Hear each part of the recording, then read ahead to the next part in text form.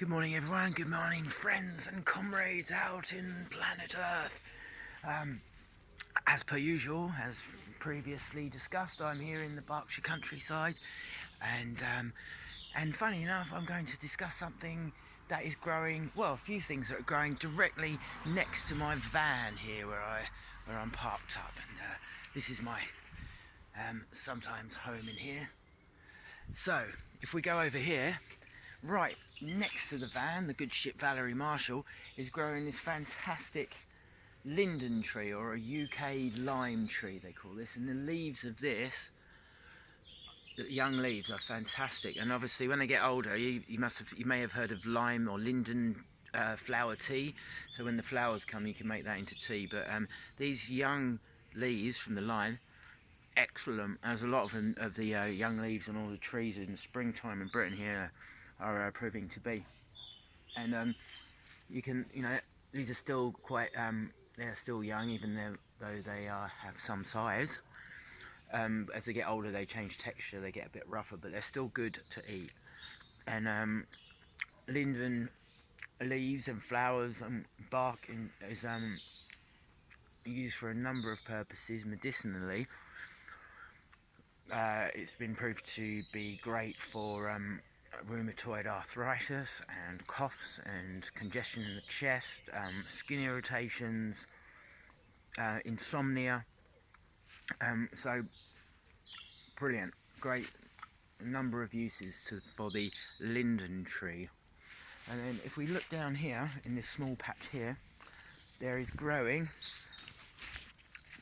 quite a few different things. We've got there's a lot of primrose growing around here, so I found that you can eat the leaves fresh,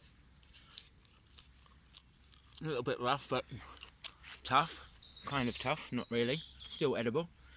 We've got dandelion here, inside.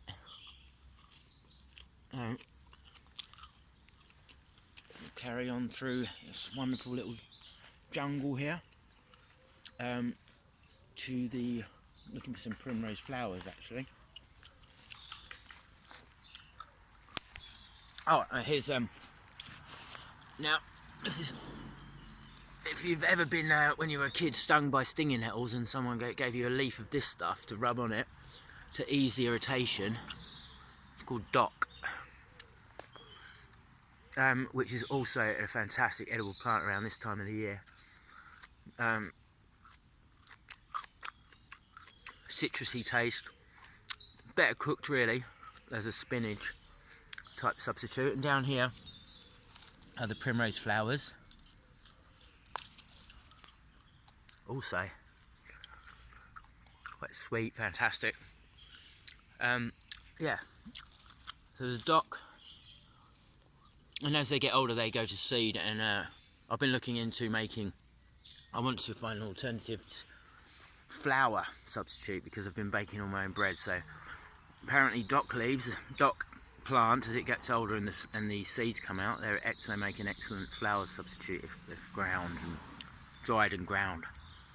So, oh, and then yeah, down here we've got, of course, the good old goosegrass, or sticky weed, or cleavers as it's known, I imagine, for the fact that it cleaves onto you.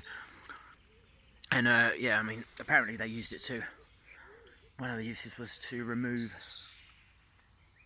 hair out of milk.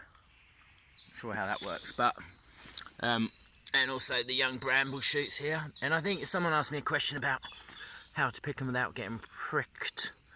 Well, if you just if you kind of rub up the stalk like that a bit, and the young ones obviously are better, they don't have as pronounced prickles on them, but these are very high in vitamin C, excellent when fried and lightly sautéed. And I've been picking a great number of these things all together and then whacking them in the juicer with a bit of little bit of apple juice, a bit of water.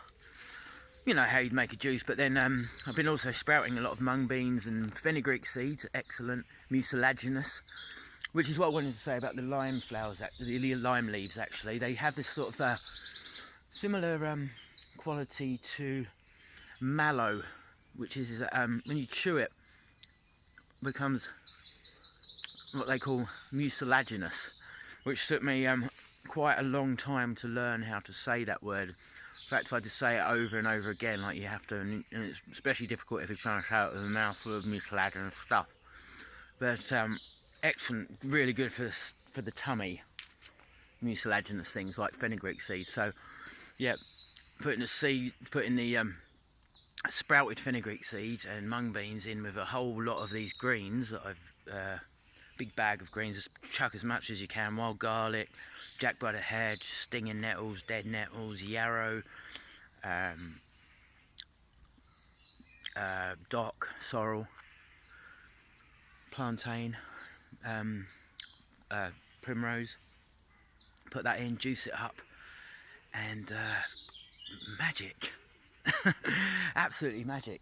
So anyway, I've got lots to tell you, and there's lots of other things to be discussed and shown, but that's all for now. But I'll get back to you later, and I think the next episode I'm going to have a discussion around what, the future of humanity, possibly. No, not really. I'm probably just going to show you a few small little plants that I can find in some tall grass. Okay, thanks very much. I'll speak to you next time. I'll see you, and keep well out there, and arrivederci.